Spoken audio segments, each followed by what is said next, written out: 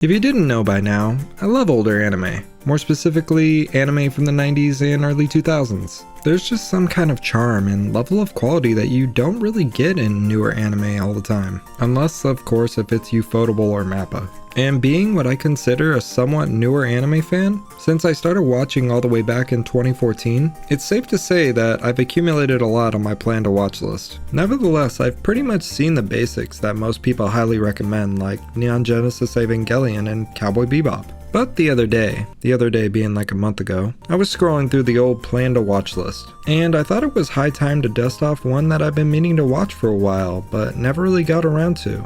That one being the critically acclaimed psychological thriller, Monster.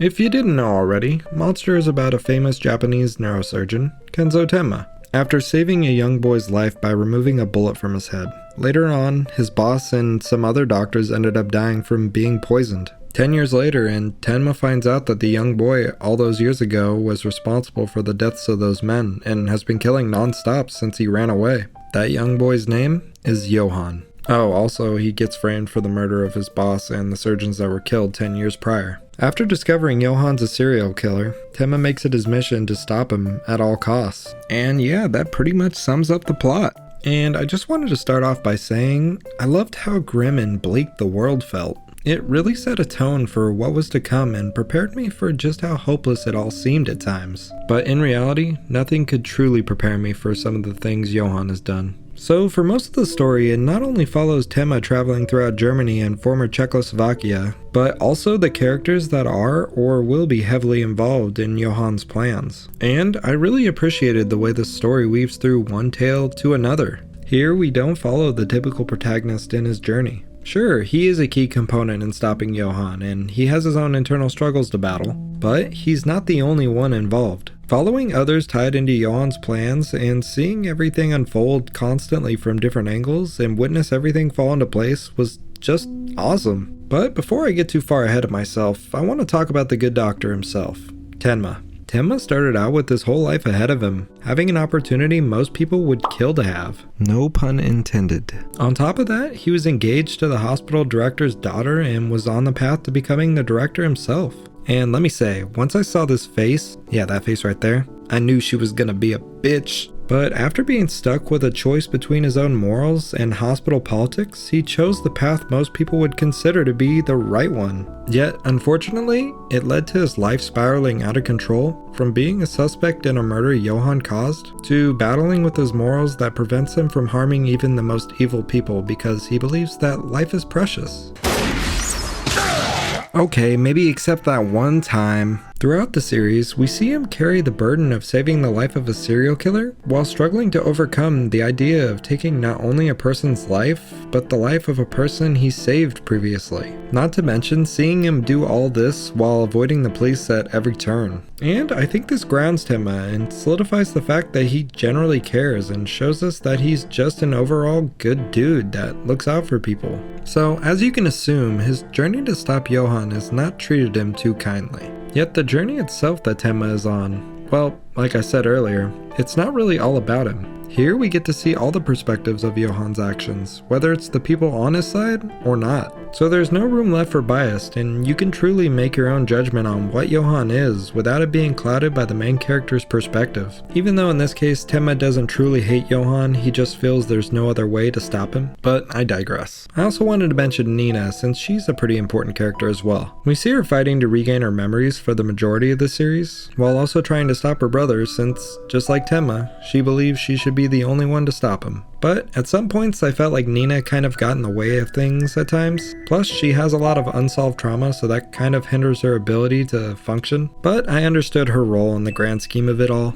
I just wish she had a little more of an impactful role, because for the most part it felt as though most of the actions she took were all for nothing. And in the end she ends up powerless against her brother due to her trauma, among other things. Next we have the great detective, Lunge. For someone who had such a high reputation for being a great detective, he really got a lot wrong along the way. I understand how he came to a lot of his conclusions, but it really irked me when he wouldn't even listen to any reason and would blindly come up with other ways of how Tenma was the actual killer. It felt like the main reason he did this though, and I believe the criminal psychologist mentioned this, was because he didn't want to feel like he was wrong about the whole thing. Since he was always consumed in his work and he neglected his family to the point that they wanted nothing to do with him. So his job was the only thing he had, and if he was wrong and made an error, then he would feel as if he had nothing left. And that's the point where I thought I finally understood him and felt like he was an actual person. Cause for the most part, he's very unexpressive and almost comes off as a sociopath. Kevin, your dog just died. And now onto an honorable mention that I wanted to throw in here before going on to Johann. And that person is Wolfgang Grimmer. Grimmer was probably one of my favorite characters throughout the series. He just comes off as a genuinely good dude, and even though he says he feels like a bad person since he struggles to understand emotions due to his childhood, I still felt that he was a very genuine person who tried their best to help others and tried his best to be a good person. So yeah, Grimmer was such a delight. Plus, I thought the concept of the Great Steiner was just badass. Okay, now onto the monster himself. Johann Liebert. Johann has for most of his life been, at least from what I've seen, a psychopath. Munch, munch, chomp, chomp, gobble, gobble, gulp. Everyone, remember you all in therapy. From what most of the story shows us, he thinks of humans as nothing other than ants to toy with. It's not till the end of the series that you find out the true reasons for the actions he takes, and still, at least I feel, we're left with a bunch of unanswered questions. And even though we discover the reasons he kills and manipulates all these people, at some points, I find it hard to piece some things together. But I do think it's nice that each arc uncovers a little more about Johann's past and more of his motives behind his actions. Some of his actions seem to be ways of entertaining him, and some formulated to his grand scheme that we see executed towards the end of the series. But I never really felt like I truly understood him and his motives fully, which made him even more of an interesting character. And it was a sight to see when you witness most of everything go the way he plans, even though you think they backed him into a corner. And with this, I want to mention an episode that really sold the fact that Johann is truly a monster. On episode 49, Johann comes into contact with a young orphan boy named Milos. And after Milos says that he knows his mom will come back for him one day, Johann, being the person he is, tries to crush Milos's dream. After pointing him in the direction to the red light district, knowing Milos's mother was probably a prostitute,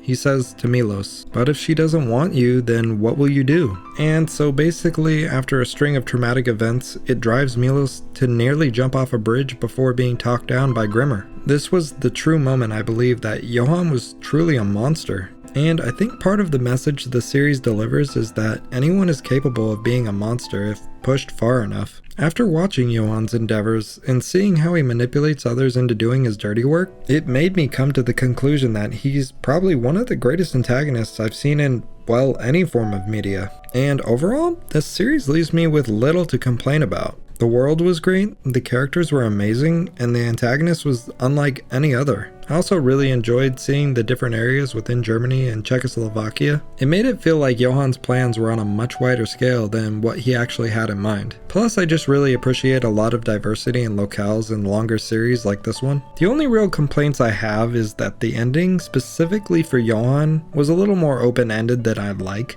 But if there's more that happens after the manga, please let me know down in the comments. So overall guys, I'm gonna give Monster a 10. It's an awesome experience through and through, and at least I believe is a must-watch for anime fans, especially fans of true crime. But I want to know what you guys think. Did you love Monster, or did you think it was just alright? Let me know down in the comments. And if you liked the video, consider dropping a like and subscribing. It really helps out the channel. Also, don't forget to follow me on Twitter since I post updates on the channel there. Anyways, that's all for me. Thanks guys. Later.